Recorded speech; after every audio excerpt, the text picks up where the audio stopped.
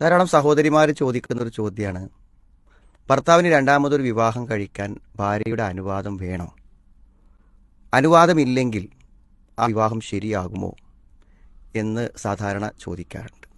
ചോദ്യത്തിൻ്റെ പിന്നിലുള്ള മനഃശാസ്ത്രം നമ്മൾ പറയുന്നതിന് മുമ്പ് ചോദ്യത്തിൻ്റെ ഉത്തരം പറയാം. യഥാർത്ഥത്തിലൊരു വിവാഹം സാധുവാകാൻ, അത് ഒന്നാമത്തെ വിവാഹമാകട്ടെ രണ്ടാമത്തെ വിവാഹമാകട്ടെ, ഒരു വിവാഹം സാധുവാകാൻ ആവശ്യമായിട്ടുള്ളത് മഹർ വേണം, 2 സാക്ഷി വേണം, വലിയ വേണം, പിന്നെ അതിൽ ഈജാബും കബൂലും, അത് ഞാൻ വിവാഹം കഴിച്ച് തന്നു എന്നും ഞാനത് സ്വീകരിച്ചു എന്നും പറയണം. അപ്പോൾ ഇത്ര മാത്രമുണ്ടെങ്കിൽ ഏത് വിവാഹവും സാധുവാകും. അവിടെ വിവാഹിതയാകുന്ന പെൺകുട്ടിയുടെ അനുവാദം വേണം, അവർ രണ്ടുപേരും പരസ്പരം ഇഷ്ടപ്പെട്ടിരിക്കണം.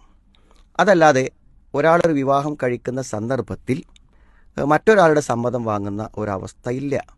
നമ്മുടെ മാതാപിതാക്കളുടെ സംതൃപ്തിയും സന്തോഷമൊക്കെ വേണം എന്നതിലുപരി മറ്റൊന്നില്ല. അപ്പോൾ ഇങ്ങനെ ഒരു ചോദ്യം വരാനുള്ള കാരണം നമുക്കറിയാം. ഭർത്താക്കന്മാർ ഭാര്യമാരറിയാതെ വേറെ വിവാഹങ്ങൾ കഴിക്കുന്നു. അപ്പോൾ ഭാര്യമാരറിയാതെ ഒരു വിവാഹം കഴിക്കുന്നു എന്നത് തെറ്റാണോ? തെറ്റല്ല.